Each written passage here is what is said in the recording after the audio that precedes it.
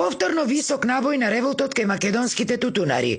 Пролонгирањето на исплатата на субвенциите, кога во полнек е новата производна реколта, не е ништо друго освен купување време и максимално подценување на трудот и интелигенцијата на земјоделците од страна на власта, велат тие. Тие субвенции требаше да бидат исплатени во месец март. Кога ќе бидат исплатени и на каков начин ќе бидат исплатени, се уште не знаеме. Почна раседувањето на тутунот, сега тие средства ни се најпотребни. Од Министерството за земјоделие и од некои пратеници излегоа со работа дека кажа дека требало законски измени за исплата на субвенциите. Тие не се точни и едноставно паѓаат во вода. Законските измени требаше да се направат пред време ако треба да се направат. Тутунарите се категорични во ставот дека уште со минатата реколта тие ги имаат намирено сите своји обврски кон УЈП и затоа сметаат дека законски измени сега не треба да има и дека причините за нив се измислени.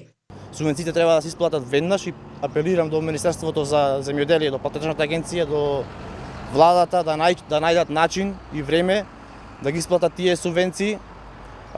Тие субвенции се најде околу над 20 милиони евра. Реакциите на тутунарите добија на интензитет откако прилепскиот пратеник од СДСМ, Милет Алевски, изјави дека биле потребни известни измени на законот и дека оваа власт, како никоја претходно, се грижава за македонските земјоделци. Кога немат аргументи, се вадат на законски измени. Наша предпоставка е и да речем бил комуникација со тутунопроизводителите, сите мислат дека државата нема пари.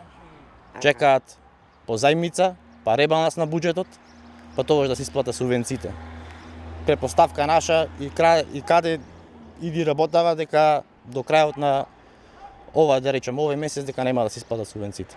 Тутунарите се особено лути и што власта се обидувала да му стави политички предзнак на нивното незадоволство. Земјоделието не познава политика. Ние бараме само реално да ни се плати трудот за нацијата да има што да јаде, објаснуваат тие.